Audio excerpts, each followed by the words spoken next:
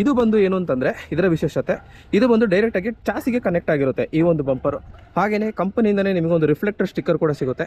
So ಈ ಒಂದು ಆಟೋನ ಒಂದು ಕಲರ್ಗೂ ಆ ಒಂದು ರಿಫ್ಲೆಕ್ಟರ್ ಸ್ಟಿಕ್ಕರ್ಗೂ ಕರೆಕ್ಟಾಗಿ ಮ್ಯಾಚಿಂಗ್ ಇದೆ. ಏನು ಅಂತಂದರೆ ವಿಸಿಬಿಲಿಟಿ ಚೆನ್ನಾಗಿದೆ. ಹಾಗೆಯೇ ನೀವಿಲ್ಲಿ ನೋಡ್ತಿರ್ಬೋದು ಏನು ಅಂತಂದರೆ ಯಾವುದೇ ಒಂದು ಲಗೇಜ್ನ ಇಡೋಕ್ಕೆ, ಪ್ಲಸ್ ಏನು ಅಂತಂದರೆ ಚಾರ್ಜರ್ ಅಡಾಪ್ಟರ್ ಇಡೋಕ್ಕೆ ನಿಮಗೆ ಇಲ್ಲೊಂದು ಬಾಕ್ಸ್ ಕೊಟ್ಟಿದ್ದಾರೆ. ಪ್ಲಸ್ ಇದರಲ್ಲಿ ಲಾಕ್ ಕೂಡ ಇದೆ.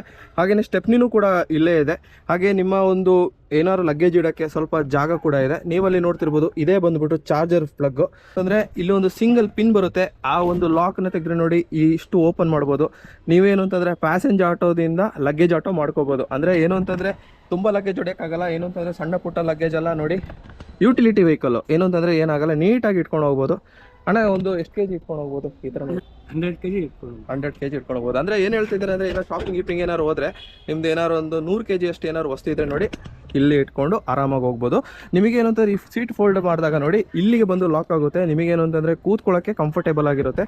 ನಿಮಗೆ ಈ ಸೀಟ್ ಬಂದು ತಡೆಯೋದೇನಾಗಲ್ಲ ನೋಡಿ, ಇದು ಫ್ಲ್ಯಾಟ್ ಹೆಡ್ ಆಗಿರುತ್ತೆ.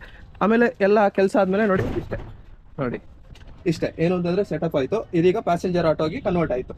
ಡ್ರೈವಿಂಗ್ ಸೀಟು ನೋಡ್ತಿರ್ಬೋದು, ಸೀಟ್ ಬಂದು ತುಂಬ ಕಂಫರ್ಟೇಬಲ್ ಆಗಿದೆ. ಮೇಯ್ನಾಗಿ ಏನು ಅಂತಂದರೆ ಅಗಲ ಇದೆ ನೋಡಿ, ಏನು ಅಂತಂದರೆ ಅರ್ಧ ಮಾರಿದೆ. ಹಾಗೆಯೇ ಇಲ್ಲಿನೂ ನೋಡಿ ಈ ಒಂದು ಸೀಟು ಕುಷನಿಂಗ್ ತುಂಬ ಚೆನ್ನಾಗಿದೆ. ಹಾಗೆಯೇ ನೀವಿಲ್ಲಿ ನೋಡ್ತಿರ್ಬೋದು ಈ ಒಂದು ವೆಹಿಕಲ್ಗೆ